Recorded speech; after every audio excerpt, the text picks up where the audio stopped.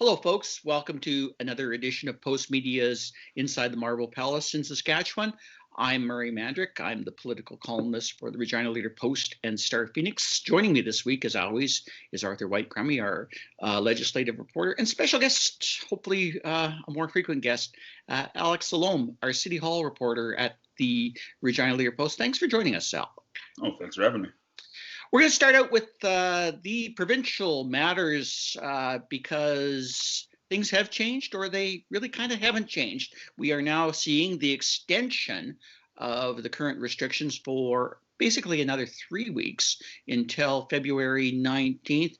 Arthur, remind people what the restrictions were, still are, and maybe tell us why you think the Premier didn't sort of go further or didn't loosen restrictions.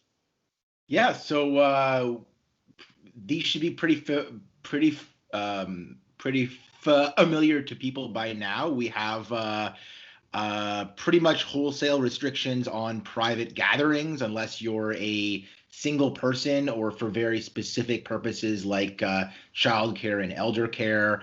We also, of course, have limits on public and private outdoor gatherings. You can have 10 people in your backyard so long as you maintain social distancing, but no more. We still have some of the same capacity restrictions on certain kinds of businesses, depending on whether they're large or small businesses. They're slightly different.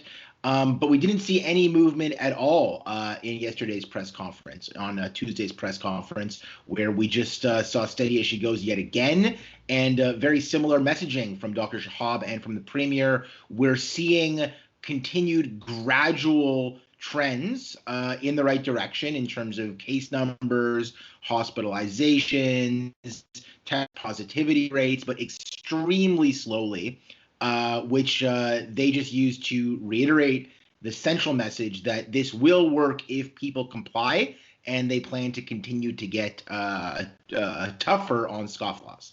I'm going to get the tougher thing in a moment with you, Arthur, but I'm going to bring Alec into the conversation here because this does hit right at the municipal level. And what's fascinating to me is that I think the city has been far more in tune with sort of the public concerns about this. Certainly, they were the ones last spring that were pushing for more stricter restrictions under former Mayor Fougere. What, Alec, is the position of City Hall right now in terms of restrictions, and what are you seeing in terms of how much their heat they're taking for these particular restrictions and what's going on in the city? Because some of them obviously affect right at the local level.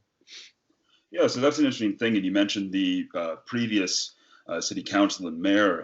When this all started to kick off in March or so of 2020, Mayor Fougere at the time actually tried to bring in harsher restrictions, or I guess more restrictions than the province was at the time.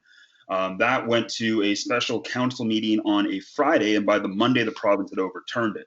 So ever since then, ever since the province essentially stepped in and said, hey, these are the public health orders, this is what we're doing, the city hasn't really strayed from that at all. So the line from City Hall at the moment is, we take our advice, we take our recommendations from Shahab, from SHA, and that's what we're doing. There isn't really much else in the way of trying to bring in additional measures, additional restrictions, or anything really of the sort, because the sentiment very much seems to be that if that's attempted, it will be overwritten by the province for the sake of consistency Saskatchewan-wide.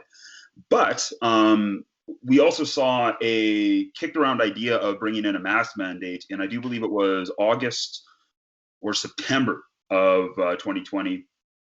But that's when cases were low. That's the halcyon days of the lovely summer where we could gather with people and we weren't all stuck in our homes. And when cases were low, when it seemed like measures were working, because ostensibly they were, council had this ability to bring in a mask bylaw, and they voted against it. So what we're really seeing at City Council right now is not a terrible amount of deviation from the province, and kind of walking in lockstep with what the SHA is recommending. Arthur, can you pick up on one point that Alec made? Because I think it's such a good one, and it's in direct relation to the protests that we saw in front of Shahab's house this week, a small gathering of protesters. It seems to be driven by the notion of some, perhaps many, that it is Shahab making these decisions, that people can sort of protest Shahab directly as opposed to provincial government. I find it fascinating that we're not seeing these protests in front of premiers or health ministers' constituencies' offices, let alone their home. Why do you think that we're seeing such a direct attack or a direct reflection on Shahab by some groups? Is it probably because, as some have suggested, that the premier has kind of sent mixed messages as to, well, I'm the one who ultimately makes the decision. I make the decision on the recommendation of Dr. Shahab, and thus Dr. Shahab has become a bit of an easier target, as we saw on the weekend? That may have contributed, that lack of clarity, and you're right that we have sometimes seen the premier absolve himself of, a kind of accountability for these particular decisions by saying that they're all made on the recommendation of Dr. Shahab. That being said, I'm not sure that these protesters are people that have a accurate view of the way that governance functions. And they certainly. When you look at their signs and the arguments that they're making, it's very clear that many of them suspect that Dr. Shahab is part of some worldwide globalist conspiracy to manipulate test numbers in order to further some agenda of social control. I mean, I'm not sure that anything that the premier says or anything that you could instruct these people about who is actually making these decisions would dissuade them from some of those views. And that's unfortunate. This is probably the hardcore fringe that we're talking about, but I'm not sure that you're fully able to reason with these people. I think that's a great point, because I disagree with how the premier has presented his positioning on this, and his willingness to basically say that it's Dr. Shahab making this decision, when we know by the act, and we know by what we know, that Dr. Shahab can't make these decisions. They have to be made by cabinet. They have to be made by the provincial government under the Public Health Act. But once again, I think you make a good point that maybe people don't realize enough, is that maybe some people there just is no reasoning with. That said, the premier certainly hasn't been shy about getting a lot of messages across in terms of this. One of those messages is obviously his defense of Dr. Shahab. He used pretty strong language for Scott and Moe. I don't think he's ever called anybody an idiot, except maybe to me in his own mind. And he might be right, like, in fairness, but he that's not his style. But lately he has been, Arthur, and before we get into the other things related to City Hall that we'll talk about, what do you make of the language he's used related to Pfizer, maybe related to Keystone, and maybe related to a few other issues, in terms of being a little firmer on messages there, versus not being maybe as firm on messages related to restaurants, bars, etc., that are breaking his own rules, and probably need to be told in a little more firmer way, no, you're not really helping matters. You're really the reasons why the current restrictions have to continue on as is, and maybe have to become a little more strict if people don't follow the rules. What's with the premier's messaging in your mind? I mean, I'm not totally convinced that he hasn't been at least verbally harsh about those he views as violators of the public health orders. I mean, I still think back to that last press conference when he threatened punishment and said that enough is enough, and said that places could end up being closed. I'm not sure we've seen action follow in that regard, and I think that that's more or less true in terms of a lot of these files that we're talking about. We don't know what would have actually happened in City Hall if the Regina City councillors didn't back down. Obviously, Keystone XL is more bark than bite, because there's literally nothing the premier can do about it. But I think that the past month or so, we've seen a time of tough talk and limited action, sometimes because the premier is somewhat limited in what he can do, other times because it's very clear that they intend to stick with the course in terms of the response to COVID-19. Well, in the case of City Hall, though, Alec, there was certainly no shortage of tough talk and maybe threatened action in the terms of actually suggesting that grants in lieu that exist from Sask Power and Sask Energy and other Crown Corps might be going elsewhere if this resolution goes another way. Can you tell us how this all started in your mind? And maybe can you preface it with a better understanding of how the dynamic on Regina City Council has changed? I'd love to get into, if we have time, the interrelations between City Hall and the legislative building in Regina, because that's always been fascinating. But I think we need a little bit of background first. Is what's changed at Regina City Hall that maybe people don't really understand that has changed the language that we're hearing from Scott Moe compared with what we might have heard a few months ago under Mayor Fougere and the previous council? Yeah, so I mean, I feel like the biggest thing, first of all, that we have at City Hall is we have a new mayor and a whole new slate of candidates. We have Ward 1 Cheryl Stadnichuk, we have Ward 6 Dan LeBlanc, we have Tarina Shaw, Ward 8 Landon Mole, Ward 10 and Shen Zakidniak as well, Ward 7 or 8. Don't quote me on that. Sorry, the point being that we have a whole new slate of candidates that have come into council. And with that, there's been kind of a progressive shift in a way. Stadnichuk, Zakidniak, LeBlanc, and Mole on a few issues really seem to be towing a bit more of a progressive line that we haven't seen at City Council in recent memory, or at least in my recent memory. And Sandra Masters, her politics are a little bit less known, I'd say. Her goal, her focus right now, as she has said a number of times, is building some manner of consensus with council and building relationships with the province and the federal government. She very much views her role at the moment as being a bridge builder, which is not entirely dissimilar from what Michael Fougere saw his role as, but she's really taken it upon herself. She's really taken this weight of trying to forge better relationships with the province, and what you've referred to with Arthur, with council backing down, that's the sponsorship, naming rights, and advertising policy, which is the conflagration that we saw last week kind of blow up and become national news. And the context for that is that this is a formal policy on naming, on sponsorship rights, and on advertising with city assets. So this is a formal policy on what ads you can see on the side of a bus, what companies can sponsor events, things like the Queen City Marathon, for example, or naming of city parks or city assets, buildings, whatever it is. And this is something that was first brought to council in, I want to say, November 2019. And it's now coming back. A formal policy has been written, and during executive council on January 20th, the report was first discussed. It was kicked around by councillors. They had a discussion around it, and Ward 6 councillor Dan LeBlanc proposed an amendment where there's a section of it that essentially outlines what can and cannot be solicited, or what advertisers can and cannot be solicited.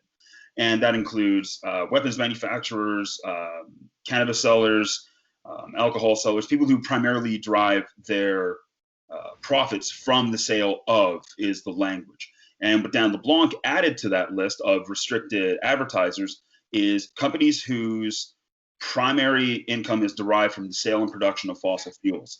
So the way that he proposed it was that we wouldn't want, in his words, we wouldn't want Exxon naming a park in the city. We wouldn't want Husky owning a city building. And the reason that he said this, and the reason behind this, was a 2050 plan to make the city of Regina 100% renewable.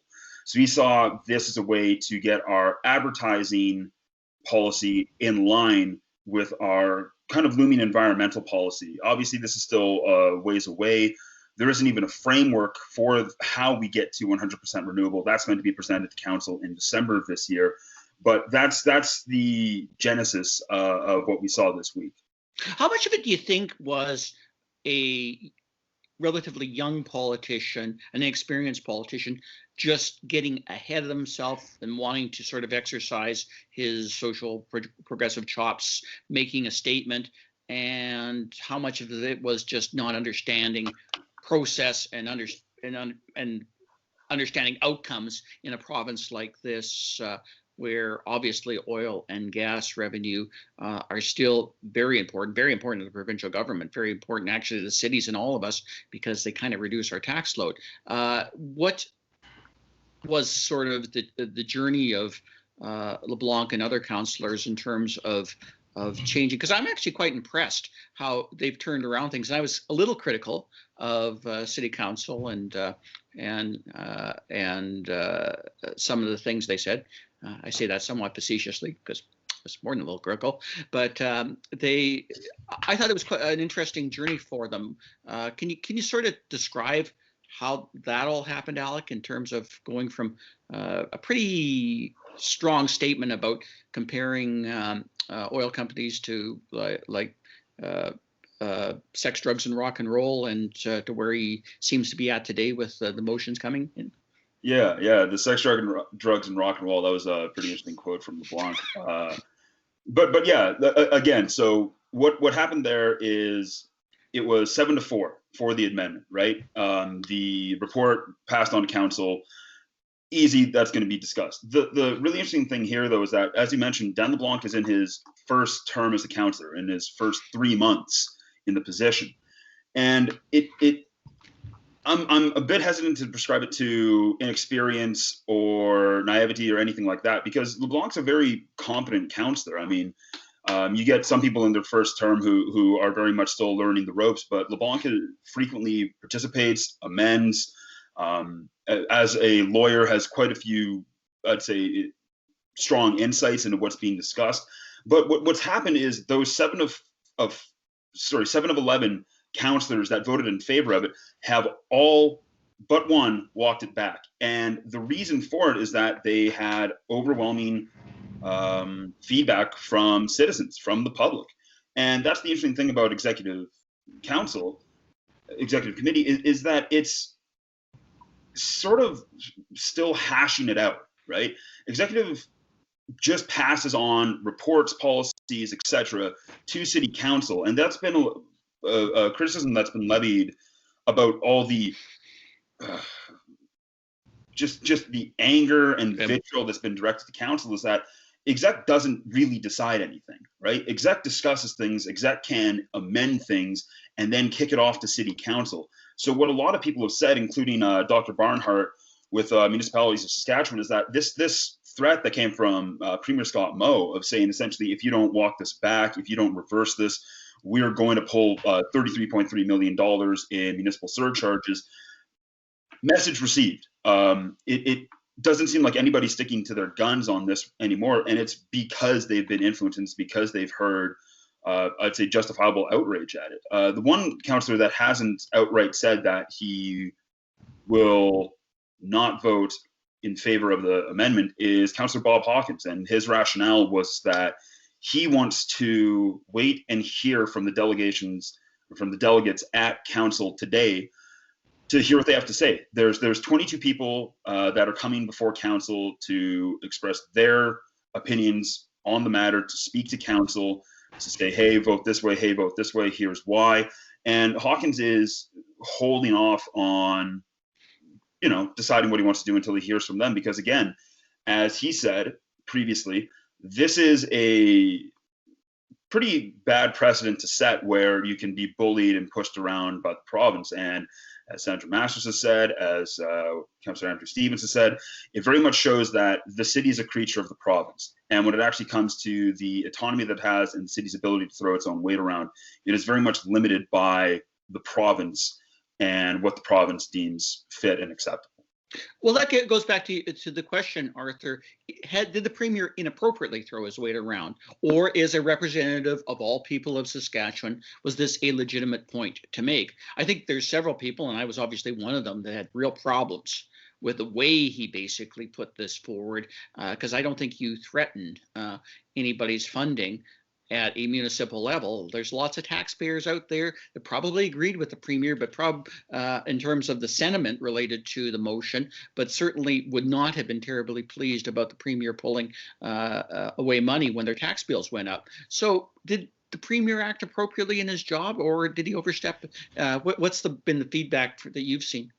Well, in terms of feedback, it seems as though the Premier is bearing very little heat as a result of making the threat, and that just makes it clear that people are generally willing to put their economic interests above political principle when it all comes down to the family paycheck. I mean, I think that people were outraged in a lot of cases that council was undermining and questioning something that is still widely viewed as the economic lifeblood of this province. And any qualms that people may have had about the way that the Premier was, overstepping boundaries, interfering with an elected council that was just implementing a sustainability resolution that was made years previous, fell by the wayside in front of those economic concerns. And I think that's unfortunate. I usually don't express opinions, but I do believe that the Premier crossed a line and that it was a threat and that it was inappropriate. But that's a matter of principle, and economics is going to win out in most cases. And particularly in this city. I wish we had more time to get into the whole history of this. Maybe we'll have Alec back to talk about that one day, but we're kind of out of time right now. So Alec, Arthur, thanks very much for this morning's chat. And I guess, folks, we'll see you next time. Thanks very much, Murray. Thanks for having me on, guys.